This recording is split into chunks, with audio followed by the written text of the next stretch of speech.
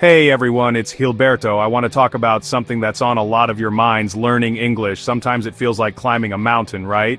You look up and the peak seems so far away you wonder if you'll ever get there.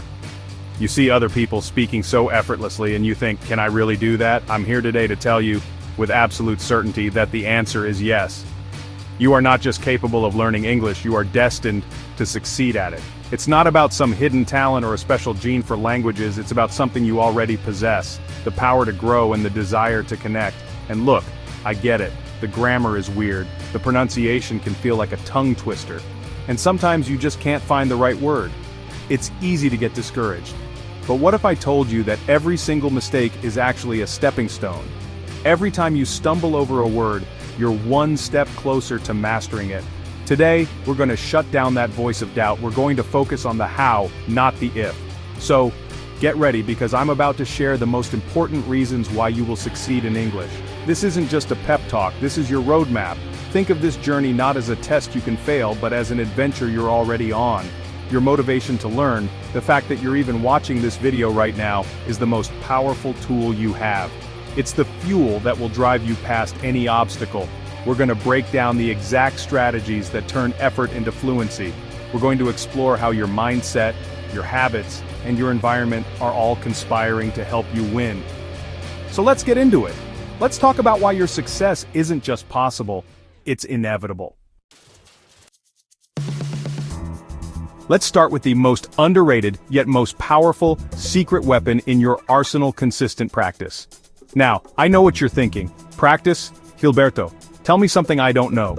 But here's the thing, we often misunderstand what practice really means. It's not about locking yourself in a room for 8 hours with a grammar book until your brain melts. No, that's a recipe for burnout. True, effective practice is about making English a small, manageable part of your daily routine. It's like exercise for your brain. You wouldn't go to the gym once a month and expect to become a bodybuilder, right? The same logic applies here. It's the daily 20 minutes of listening to a podcast, the 10 minutes of reviewing vocabulary, the 5 minutes of talking to yourself in the mirror in English. It's the small, consistent effort that builds momentum. This consistency does something magical. It starts to build a new kind of muscle memory, but for your mind. At first, forming a sentence feels like assembling a complicated piece of furniture with confusing instructions. You're searching for every word, double-checking every rule. But with daily practice, the pieces start to find their own place. The connections in your brain get faster and stronger. What was once a conscious, painstaking effort slowly becomes an unconscious, natural reflex. You stop translating in your head and start thinking in English. This is where the real confidence is born. Not from being perfect, but from feeling the language become a part of you day by day. And this process transforms fluency from a distant dream into a tangible reality. Confidence isn't about knowing everything. It's about trusting that you can handle a situation even if you don't know every single word. Consistent practice gives you that trust. It's the proof you show yourself every single day that you are capable. Each small session is a vote of confidence in your future self. It's the accumulation of these small wins that builds an unshakable foundation, making your language skills strong, flexible, and ready for any real-world conversation you throw at them. So don't aim for perfection, aim for presence. Just show up for your English every day. Now let's talk about the engine that drives the entire learning process, your mindset. You can have the best car in the world, the best map, the best fuel, but if the person in the driver's seat believes they're going to crash, they'll never even leave the driveway.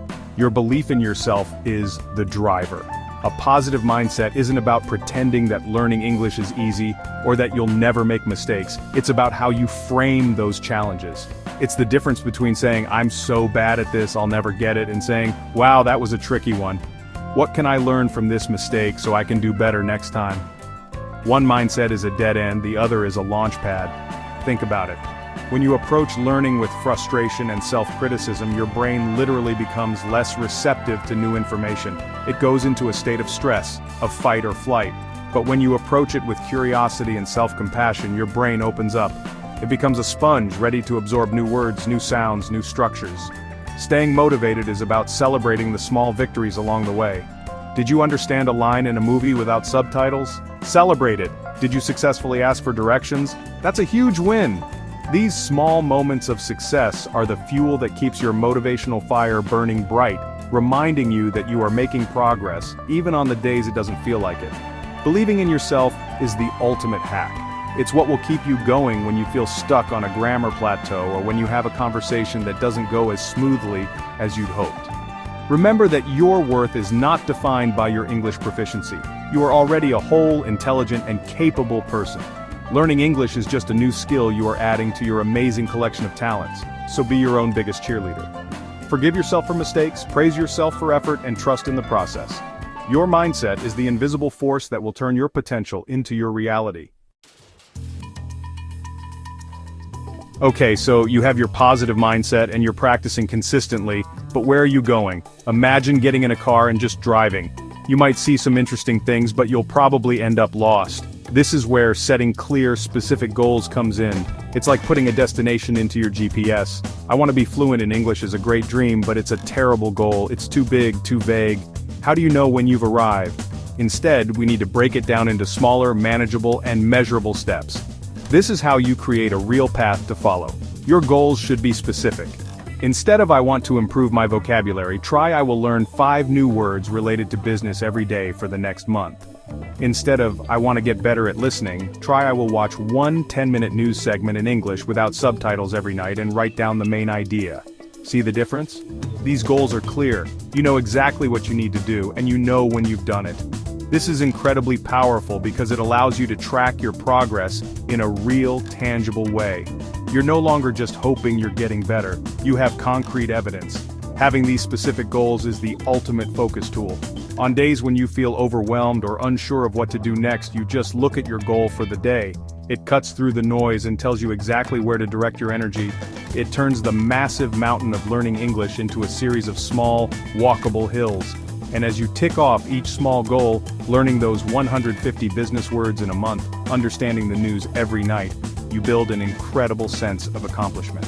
This creates a positive feedback loop. Achieving goals boosts your motivation, which in turn helps you set and achieve even more ambitious goals. It's your personal roadmap to success. Alright, let's talk about something that can feel a little scary but is absolutely essential for rapid growth-seeking feedback. Nobody loves having their mistakes pointed out. It can feel like a spotlight on your imperfections, but I want you to reframe this completely. Feedback is not criticism, it's a gift. It's a personalized guide showing you exactly where you have the opportunity to grow the most. It's like having a coach who can see your blind spots, the little errors in pronunciation or grammar that you can't even hear yourself making. Without that outside perspective, you might keep practicing the same mistakes over and over, reinforcing bad habits. Learning from your mistakes is where the magic happens. Every error is a data point. When a teacher corrects your sentence structure or a friend gently points out a mispronounced word, don't feel embarrassed. Feel grateful. You've just received a piece of invaluable information that you can use to improve immediately. The key is to approach feedback with an open and curious mind. Ask questions. Why is it said that way? Can you give me another example? This turns a simple correction into a deep learning moment, cementing the new knowledge in your brain. True progress isn't about avoiding mistakes, it's about embracing them as learning opportunities. So, how do you get this precious feedback? Be proactive. Ask your teachers for more detailed corrections. Find a language exchange partner and make a deal. You correct my English and I'll correct your native language. Record yourself speaking and compare it to a native speaker. Use apps that have speech recognition technology. By actively seeking out feedback, you are taking control of your learning journey. You're telling the world, I'm not afraid to be imperfect. I'm committed to getting better.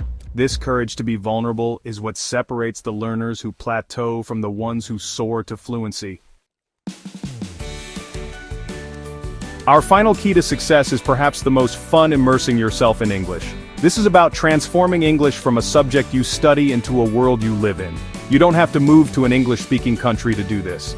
You can create your own English bubble right where you are. The goal is to surround yourself with the language so that it becomes a constant, natural part of your daily life. It's about increasing your exposure in every way possible, making English feel less like a foreign language and more like a second home. This constant contact is what makes the language stick. So, what does this look like in practice? Start small. Change the language settings on your phone and your computer to English. The next time you want to watch a movie or a TV series, watch it in English, with English subtitles first if you need them. Listen to music in English and look up the lyrics. Find podcasts or YouTube channels in English about topics you already love, whether it's cooking, video games, history, or science. When the content is interesting to you, you forget you're studying and you just start absorbing the language naturally, picking up new vocabulary and conversational phrases without even trying. This immersion strategy accelerates your learning exponentially because it engages your passive listening skills and builds your cultural understanding. You start to pick up on the rhythm of the language, the slang, the humor, the way people really talk. When you combine this with your active practice like speaking and writing, you create a powerful, all-encompassing learning environment. You're not just learning words from a list, you're learning them in context, which makes them far more memorable and useful. So dive in, fill your ears and your eyes with English. Let it be the soundtrack to your life, and watch how quickly it becomes your own voice. So there you have it. Consistent practice, a positive mindset, clear goals, seeking feedback, and immersing yourself in the language. These aren't just tips. They are the pillars that will support your entire English learning journey. Looking at them all together, you can see that success isn't about some magic trick. It's about the small, intentional choices you make every single day. It's about being kind to yourself, staying curious, and showing up even when you don't feel like it. You already have everything you need to implement these strategies. The power is completely in your hands. I want you to leave this video feeling not just inspired, but empowered. Know that every person you admire for their fluency started exactly where you are now, with a first word, a first sentence, a first awkward conversation. They faced the same doubts and the same challenges. The only difference is that they kept going. They trusted the process and they believed in their own ability to grow. You can and you will do the same. Your voice deserves to be heard and your story deserves to be told. English is just one more tool to help you share it with the world. Remember, your success in English is within your reach. Keep going. Celebrate your progress, no matter how small, and never forget how far you've already come just by committing to this path. You are building bridges, opening doors, and expanding your world in the most incredible ways. I'm so excited for you. Thank you for spending this time with me today. Keep practicing, stay positive, and I'll see you in the next video.